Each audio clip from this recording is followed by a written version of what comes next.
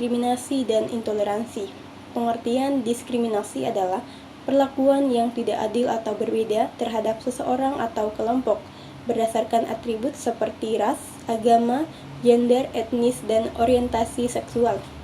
Intoleransi adalah sikap tidak menerima atau tidak menghormati perbedaan di antara individu atau kelompok, terutama yang berkaitan dengan keyakinan atau identitas. Dampaknya, yang pertama, ketidakadilan sosial. Yang kedua, kerusuhan sosial. Yang ketiga, pelemahan kohesi sosial. Yang keempat, trauma psikologis individu. Penyebabnya, yang pertama, kurangnya pendidikan tentang keberagaman. Yang kedua, pengaruh politik dan agama. Yang kedua, kerusakan lingkungan. Pengertian, kerusakan lingkungan mencakup masalah seperti polusi, perubahan iklim, hilangnya keanekaragaman hayati, dan perusakan ekosistem alam yang disebabkan oleh aktivitas manusia. Yang dampaknya, yang pertama, kesehatan masyarakat. Yang kedua, perubahan iklim. Yang ketiga, kehilangan keanekaragaman hayati.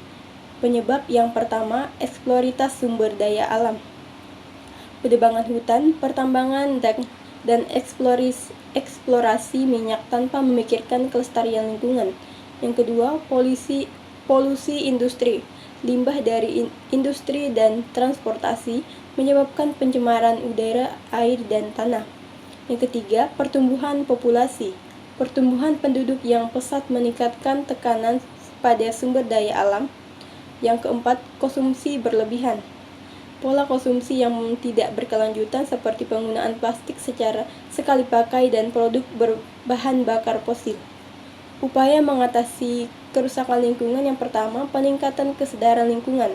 Yang kedua, pengelola sumber daya alam yang berkelanjutan. Yang ketiga, penanaman pohon dan reboisasi. Yang keempat, pengurangan emisi karbon dan polusi.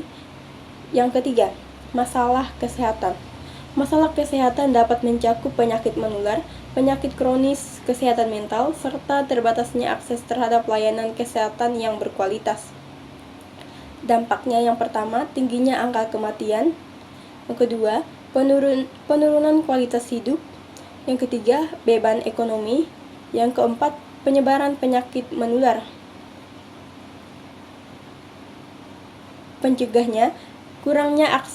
Penyebab kurangnya akses layanan kesehatan. Yang kedua, pola hidup tidak sehat. Yang ketiga, kondisi lingkungan. Yang keempat, kurangnya pendidikan kesehatan. Yang keempat, kriminalitas. Pengertian kriminalitas merujuk pada perilaku atau tindakan yang melanggar hukum berlaku dalam suatu masyarakat atau negara. Tindakan tersebut dianggap sebagai kejahatan dan dapat dikenakan sanksi sesuai dengan hukum yang ditetapkan oleh sistem peradilan. Dampaknya, yang pertama, ketidaknyamanan masyarakat. Yang kedua, kehilangan ekonomi. Yang ketiga, peningkatan biaya hukum. Yang keempat, disintegrasi sosial. Penyebab yang pertama, kemiskinan dan pengangguran. Yang kedua, ketimpangan sosial. Yang ketiga, pengaruh lingkungan. Yang keempat, kurangnya pendidikan moral dan etika. Upaya yang dapat dilakukan untuk mengatasi kriminalitas, yang pertama, peningkatan penegakan hukum.